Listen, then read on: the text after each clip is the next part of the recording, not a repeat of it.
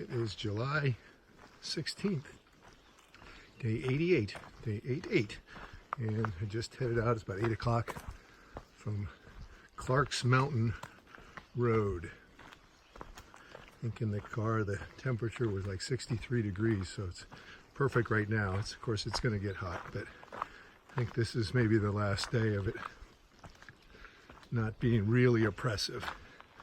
As I said on an earlier video, it's what, Tuesday today, but by the end of the week it's going to be pushing 100 degrees and humid, so I'll enjoy this while it lasts. Got a 1,000-foot climb here to start the morning, and then I think it's mostly up on a ridge for the rest of the day.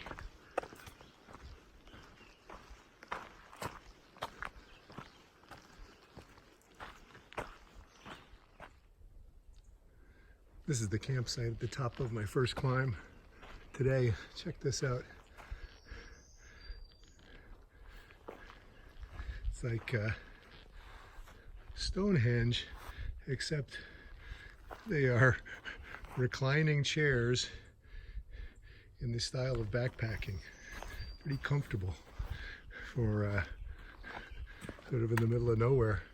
Great place for a fire, great place to relax in the evening. That's as good as it gets when it comes to not having your own chair. Better than anything I've ever had at night, that's for sure. Nice pine needles for tenting. Be a great spot right on top of the mountain here, a little breeze.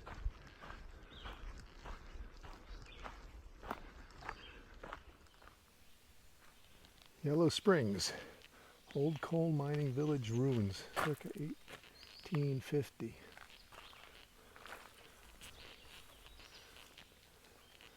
I don't know where the ruins are. Oh, I guess there's a Blue Blaze trail there.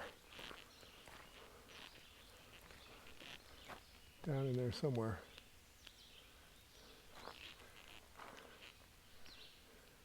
From coal mining village to tenting spot.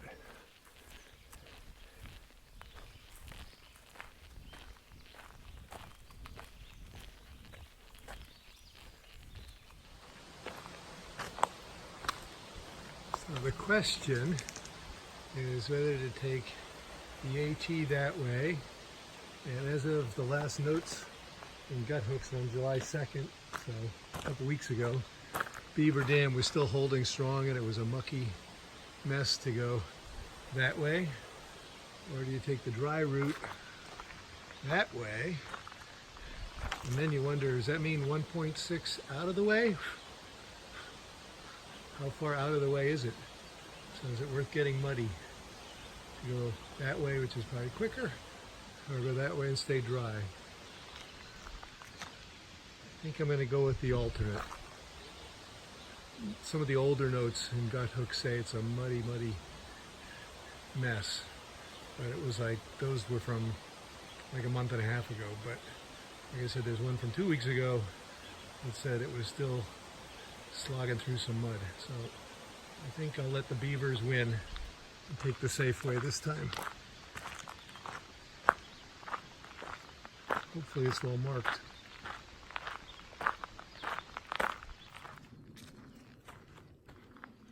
Well, I did the alternate, and I have to say it's really poorly marked, but once I looked more carefully at some of the notes in the Guthook app and expanded it and looked a little further down, there was someone that put some nice notes in there explaining, because there was nothing saying that I was on the trail at all until I got to the turnoff off this gravel road and came up this.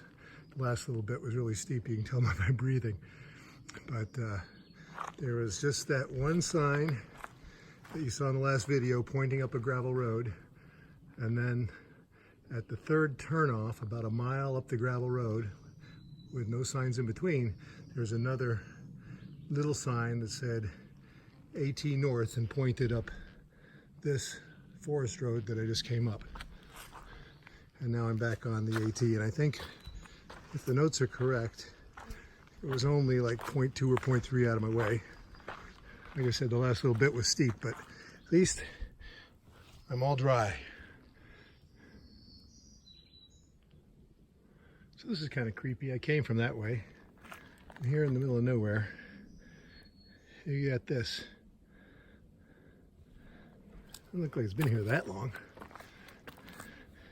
Different pieces of clothing.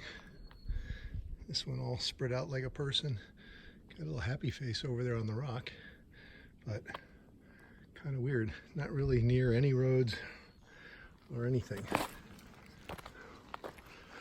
Yeah. Different people, different senses of humor. Not exactly leave no trace though.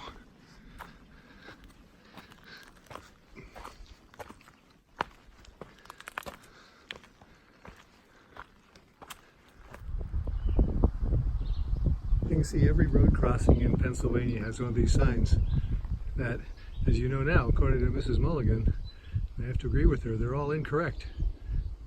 Maine is that way. Georgia is the way I came over there. Oh, I'm still guessing they're not going to change it on our account. What is this? Swartera State Park.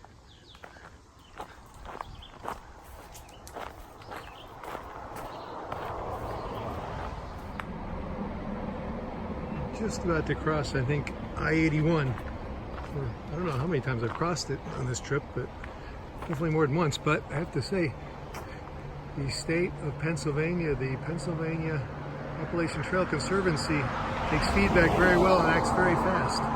They've got the signs correct. Maine is that way. Georgia, back that way, the way I came. Not vice versa, like the other signs the last few days. They're fast. Take feedback very well.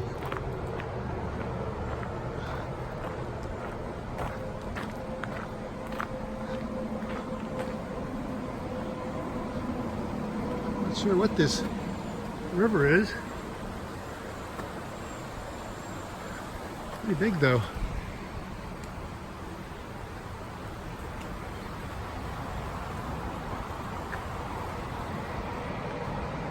You can just hear I-81 kind of up there. Assuming we're gonna go, or I'm gonna go under it.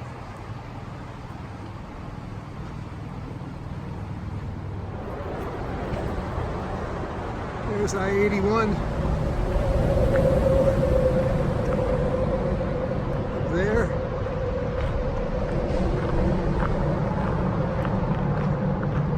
I'm headed up there.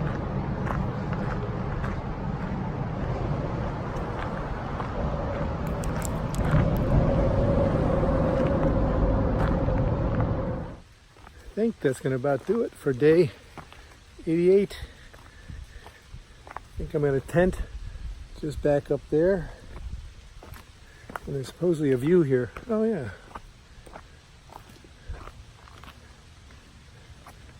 Yeah, it's just raining and a little bit of thunder in the distance. Hopefully it's going to miss me. But doesn't look too bad. Famous last words. That will do it for day 88.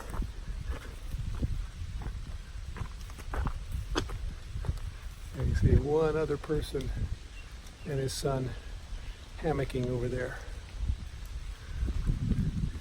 And they've got a little Yorkie, so I think we got a bear detector too.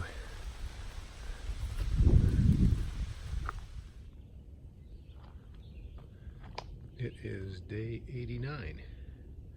And you can see my tent is almost down. Just getting ready to head out from my campsite here. Didn't really rain at all, so that's really nice. Got about 17 miles today.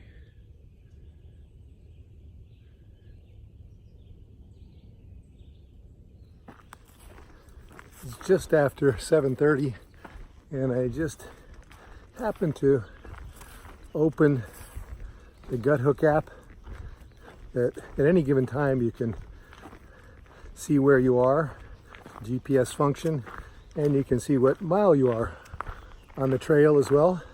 And I just happened to look at it a few minutes ago, and I was at mile 1192, which, if my math is correct, it means I have exactly 1,000 miles to go. So right now, I've got less than 1,000 miles to go. So I like counting down the miles. That sounds better than counting up. So I don't think there's going to be any sign or any rocks, although I will pass 1,200 today, which will be cool. So less than 1,000 miles to Katahdin.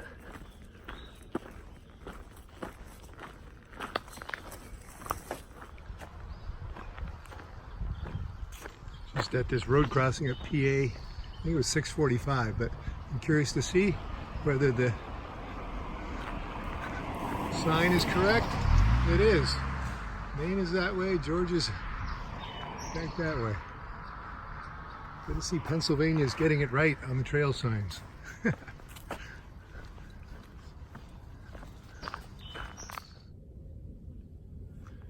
is the first view of the day.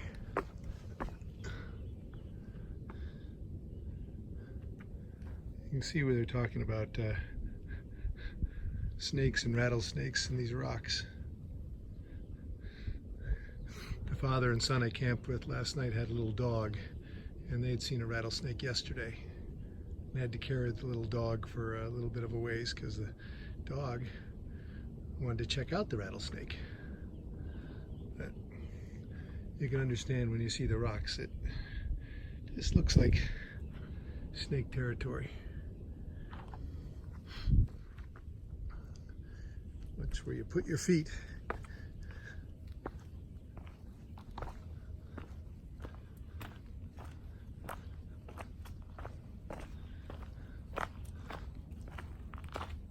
Yes, the bugs are out this morning in force, but nice view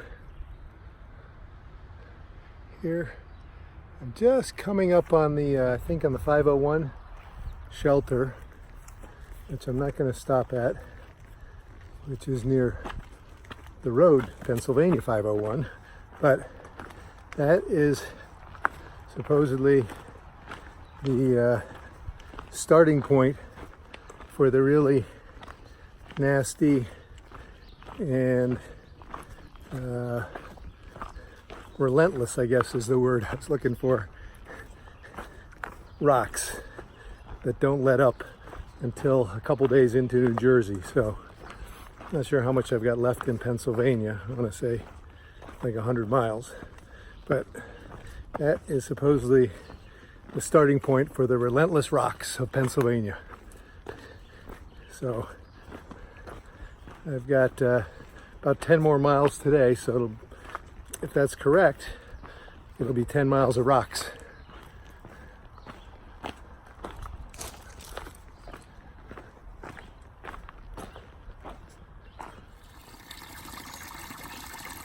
I haven't had a spring like this in I don't know how long. It's like turning on the faucet. Even better. Even got a name and a memorial. Pilgrim's Rest. Named because the Moravian missionaries rested here beside this spring on their way to visit Shawnee Indians in Wyoming Valley. They surely can't mean the Wyoming Valley and the Wyoming I know. Not in 1742. And the memorial was put here in 1946. Anyway, it's an awesome spring, Pilgrim's Rest. Even if it was like a 10th off the trail from back up there. Enough water to get me going or keep me going for the rest of the day, I think.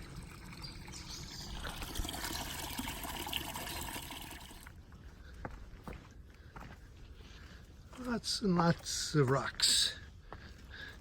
Actually, I'm about 2 miles past the 501, and these aren't, believe it or not, these aren't the ones that are the hardest. The hardest ones are the ones that you can't sort of hop rock to rock. The smaller rocks are harder on your feet. This kind of thing that I'm walking on now here. where it's everything from baseball size to football size and bigger, and they're all embedded and there's just nowhere flat.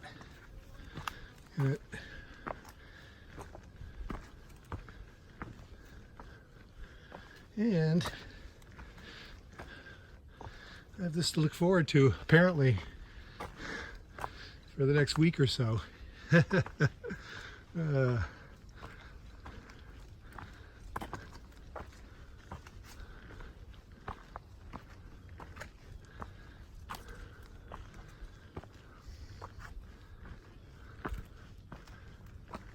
Which way am I going? You have to pay attention to, because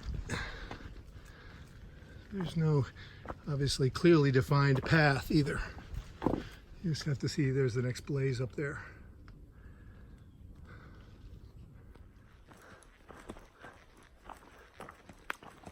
I am almost done.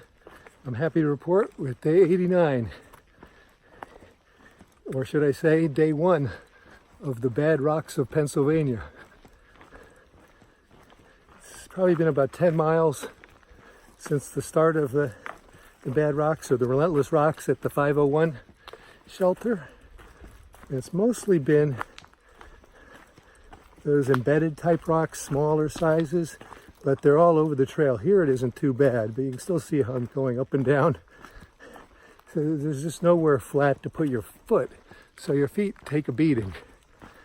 And that, combined with it's really, really hot and humid, has been tough. Really made it tough. But I did go past the 1,200 mile mark, so that's cause for mini celebration. And I guess that would be 10 less miles of rocks left to do.